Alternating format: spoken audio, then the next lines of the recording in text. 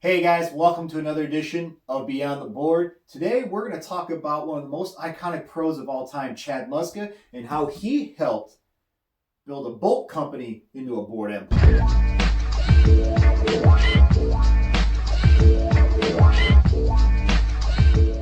Hey guys, thanks for tuning in for another episode of Beyond the Board. I'm your host, Danny Carter. So today we're gonna, like I said, we're gonna be talking about one of my most favorite, one of the not my favorite pro, but one of my favorite pros of all time, but also one of the most iconic pros of all time, Chad Muska.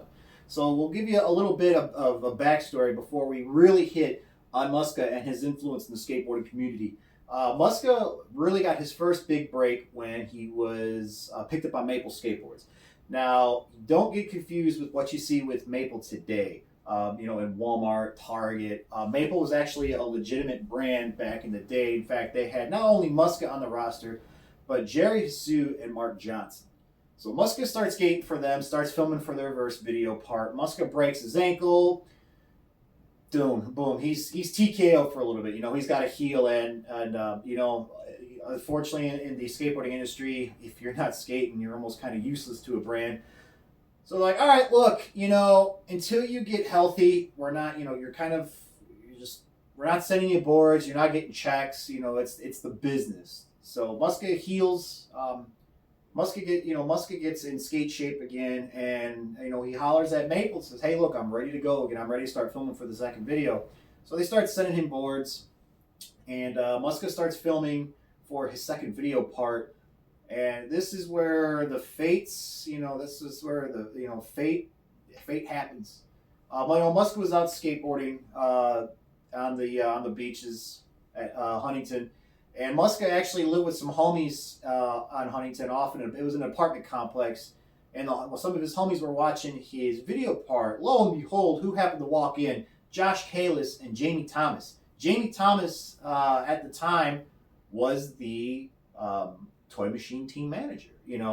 Ed Templeton, who had built this one great team, everyone left and scattered like cockroaches, and he just discovered Jamie. He's like, look, I love your style, love what you do. Can you help me build a brand? And so not only did Jamie, get with Toy Machine, but Jamie was also tasked with putting together a new team, recruiting.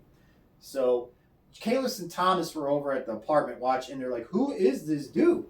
And some of Muska's homies like, yo, it's Chad Muska, he's on Maple. So they arrange a meeting. Chad, gets invited to go skate with Jamie. Jamie starts planting the seeds for, why don't you come to Toy Machine? I'm looking to build a brand. And, Chad they were discussing, just what could happen, the possibilities. And it was definitely a hell of a lot better than what Chad was getting with Maple Skateboards right now. So Chad was eager to jump on Toy Machine and not only skate with one of his future good friends, but also a legend and icon like Ed Templeton himself.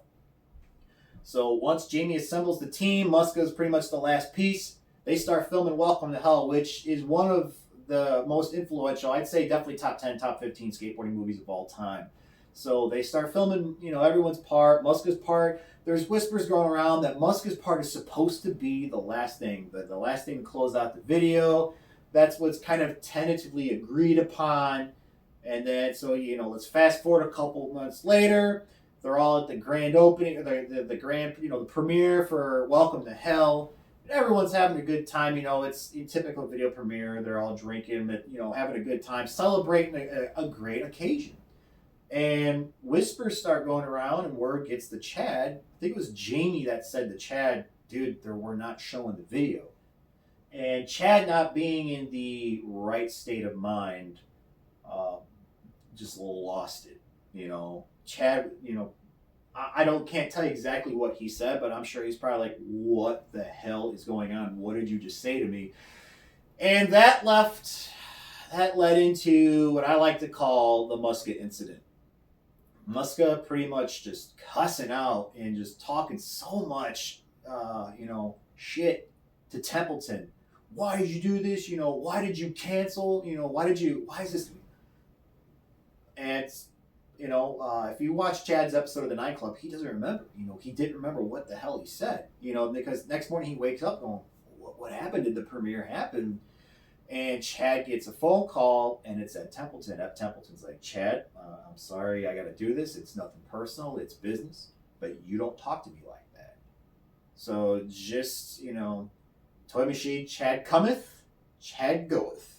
And Muska was without a board sponsor. And for a while after that, Muska didn't have a board sponsor. He was really getting more back into his graffiti, hanging out with graffiti gangs, from Phoenix and from LA. And he gets the phone call of a lifetime from Shorty's owner, Tony Bioli, who, for all y'all know Shorty's, the Rosa campaign, the Silverado bolts, this shit's got pop. Says, I'd like to come to you, for you to come to Santa Clara. I'm thinking about starting, a board company. Let's take Shorty's as a brand and increase it even more. I want you to lead this thing. I want you to pick the squad. Of course, Chad, seeing what his friend Jamie Thomas did over at Toy Machine, definitely was like, all right, man, I'm there. So he takes the plane right up to Santa Clara. They have the meeting. Tony pretty much said, you get to pick the roster. Not only that, but creative influence as far as graphic wise. Chad was sold. Chad was like, holy crap, this is friggin' dope.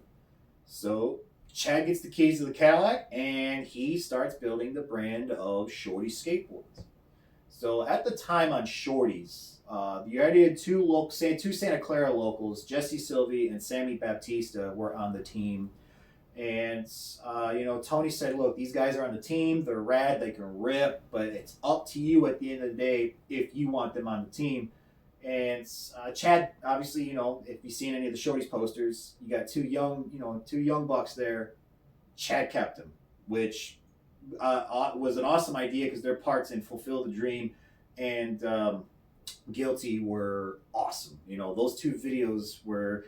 I will say Fulfill the Dream is a hell of a lot better than Guilty, but Guilty's still a good video.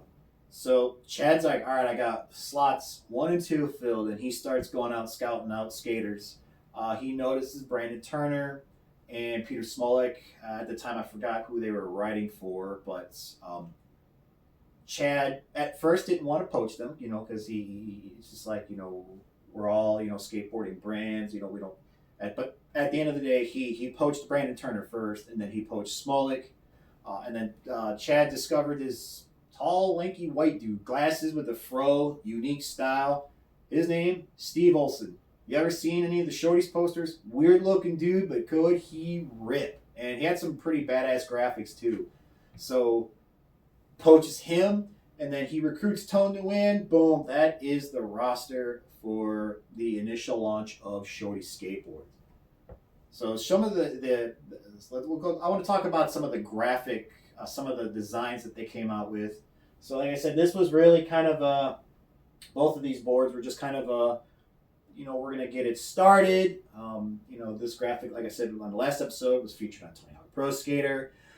And then Tony Bioli takes this shot of Muska, and that picture turns out to be it's the original version of this, but one of the most iconic, infamous skateboard graphics of all time, the Muska silhouette.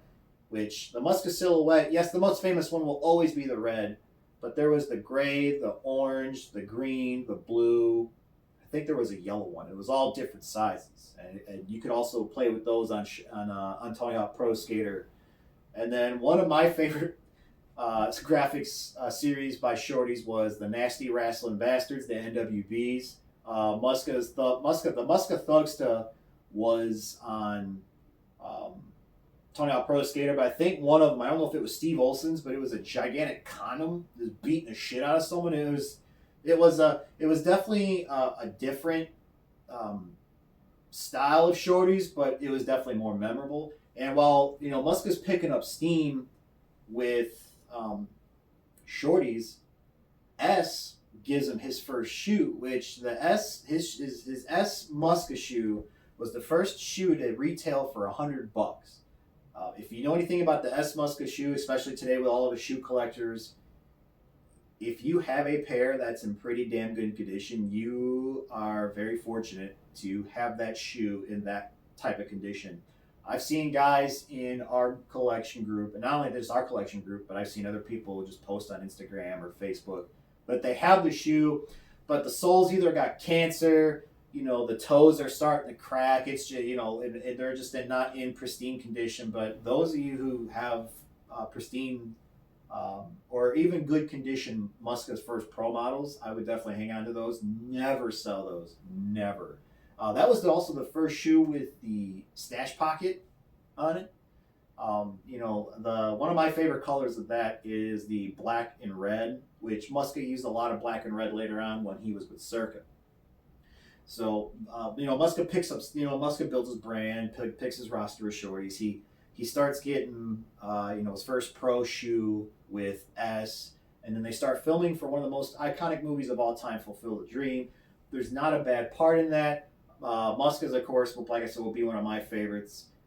Muska, not only, did he shoot a hell of a part, but he also produced his own track. The Muska started dipping into the music scene. That's when he started, I guess you didn't really call it Muska Beats yet, but that's what it later on would turn into, would be Muska Beats. You can watch his episode of the Nine Club, he'll tell the story about how he got that sample. So Muska, not only did he have iconic graphics, his style, infamous shoes, but one of his most famous tricks, the Muska flip. So if you don't know the basics, or I guess you could say the DNA of the Muska flip, it's an illusion flip with a 180. So they're very similar to how Chet Thomas does his frontside flips with, not a kick flip, but the frontside with the hard flip. But it's not really a hard flip. If you slow it down, there's a video of a Muska flip broke down slow-mo, and you can see it spins on an axis, but there's no pop. It's a pressure flip per se. But Muska did that. I think it was he did that at the old Huntington Beach. It was the level from Tony Hawk Pro Skater 2 before they tore that down. And then also, speaking of the Huntington Beach level, Muska, and I think it was in Fulfill the Dream, where Muska ollied that gap, which would be known as the Muska gap, which you would have to hit on Tony Hawk Pro Skater 2. So, at this time, things were going great with shorties. Boards were flying off the wall. My local skate shop, Jarek's, that's where they had so many shorties decks. There's so much shorties apparel, the hardware. And then, shorties branched out. They had their own brand of bearings, Black Panthers. It just, at the time, it was, I don't want to say it was hard to keep shorties product in, but it was definitely, flying out of the skate shops, just because they not only were they marketing right, but they were just, that team was just so damn good. And then, so we're talking, when that happened, they started filming Guilty, and if any of you watched Guilty, it feels different than Fulfill the Dream. Tony Bioli was starting to go to the direction of, I want to make an actual movie, and then let's make an actual movie about skateboarding, but with a theme, instead of just, all right, let's go shoot, let's put it together, let's have a hell of a video. So Guilty, they all get arrested, they're all charged with a crime, and it just had a different vibe to it, a different feeling. That was Muska's second beat that he produced for that part. Like I said, it was a good movie, but it just, I don't know, it just felt different. It didn't feel shorties like. And so after that got filming, after they got done filming that, they did some other videos, how to get pro, like the shorties hardware video. And Tony started taking a little more of the reins as far as creativity wise, graphic wise, wanting to recruit more people. And Muska was like, I get it, we gotta spice up the lineup. But Tony, what Tony promised at first, he was kind of going back on his word and really taking more of a creative direction towards it. And just Muska didn't like that. And finally, Chad was up to his wits and said, screw it, I'm done, And when that hit, I think it was 2006 when that hit, Muska quit shorties, that sent waves around the skateboarding community. Um, I didn't believe it at first. I was like, "There's no way in hell Chad left Shorties." Sure as hell, you get a Transworld or a Thrasher, or at that time the internet, was just really, as far as like social media, skateboard websites, it was picking up. And just I remember working at our local skate shop in Braywood, back on my board. There it is, Muska, and I was just like, "Holy crap, this really sucks." Now, before they stopped selling boards completely, because when a pro quits, they're gonna want to just blow out all the boards, so it's not sitting there collecting dust. I was able to get one more red Muska silhouette deck from the back of my board shop. In fact, it was the picture that Muska put up on his Instagram, giving me a shout out. It was me doing a kickflip at some Chevy 3s. So that was the last Muska silhouette that I ever skated. So, Muska, after he stopped with Shorties, really wasn't skating all that much. Muska was getting more into the fashion, and, he was hanging out with Paris Hilton, Nikki Hilton. He just really kind of distancing himself away from the skateboarding. Muska made TMZ with some of the spray paint incidents, but that was later on. And Muska gets a phone call one day, and it was Element saying, "Yo, your name's been dropping around the office," and he's like, "Oh, I'm in if you're in, I'm down if you're down." So when Muska was on Element, that was also a big shocker, because I really didn't see that was one of the brands that I didn't think that he was going to go with, but he ended up going with anyways. So Muska, they start filming for, I think, This Is My Element. If I remember, I think it was This Is My Element Elementally, where that Muska had a video part or two. But when Muska went with Element, there was big hitters on that team. Obviously, there was Bam, there was Jeremy Ray, Kenny Hughes, Tosh Townend, and then you had Mike V, who left Black Label, and then you just add the Muska. So that lineup was stacked. Was just banging. So Muska gets on Element. He starts getting his pro boards. Muska, he picks up a sponsorship with Crew, and then this is when he starts Supra. He his influence from the high top at the sky top was, he wanted to make a shoe that was fashionable, that could both cross into the skateboarding and the fashion worlds. So it's like, when you get older, you got to realize, I can't skate forever. How can I continue to make capital? So, I mean, are the shoes not the greatest looking? No. But can you blame the guy? No. You gotta set yourself up for success in the future. So, Muska starts picking up steam, with Elements, and then the career ender happens. He was, I think, kick flipping off the summer, might have been a nose slide, and all of a sudden you just hear him yell. And what happened, I think, is he slipped a disc in his back, and that was it. He was done. He got told by doctors, you can't skate anymore. You continue to skate, you're probably not going to be able to walk.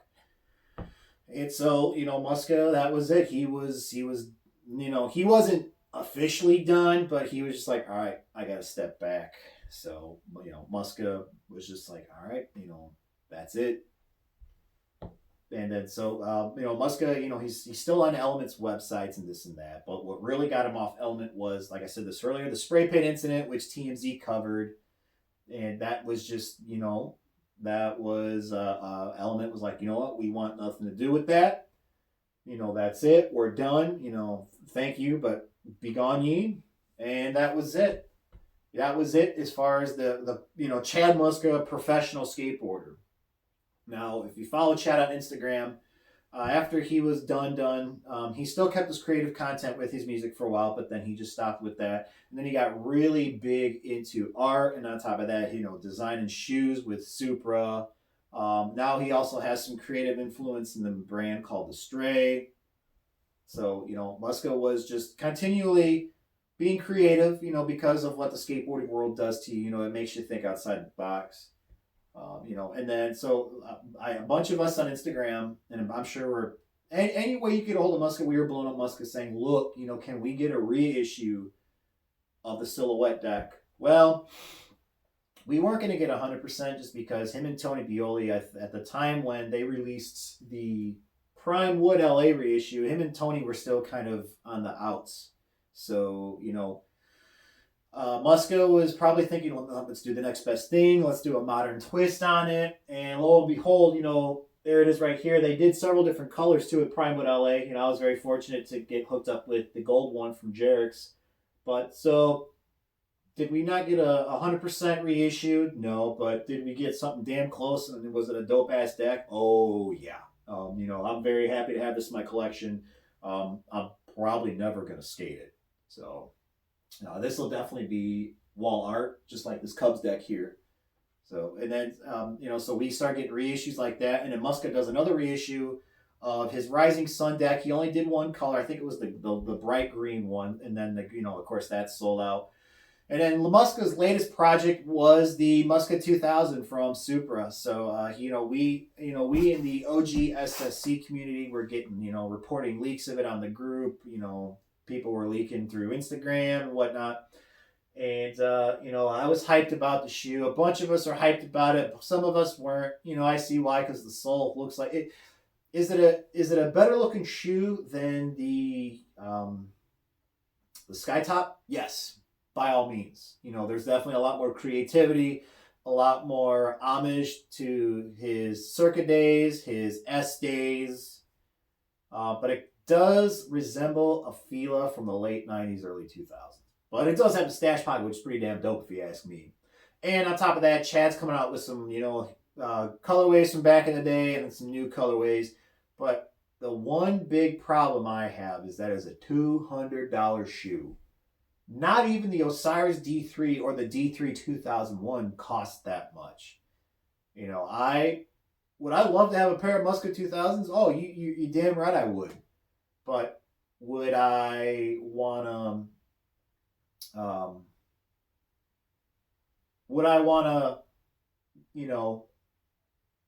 pay $200 for a shoe? No. That to me is a little ridiculous, a little far-fetched. I'm just not a fan of that price tag. And Chad, look, if you're watching, man, look, I love you, much love, brother.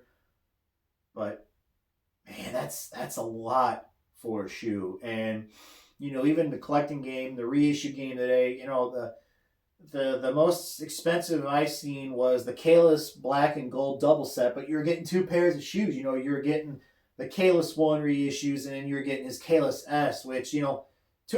That's, I think it was 200 or 250. Either way, it was 125 pairs of shoes. So I mean, that's not bad for today's reissues. The Stevie Williams Rocket collab, that was 150. I mean, I get it. You're trying to you're trying to make money off of us collectors, and we're cool with it. We're cool with supporting the brands like S and DC and Osiris and DVS. Who do the reissues. But, $200 for one pair of shoes is definitely a little steep. But, Chad, you just got to keep doing you. And like I said, much love, much respect for you. I don't know if I'd pay $200 for a pair of shoes. Anyways, though, thanks for watching Beyond the Board. You can click the subscribe button that is below the video. You can hit us up on the Facebook page at Beyond the Board, the Instagram page, Beyond the Board 26.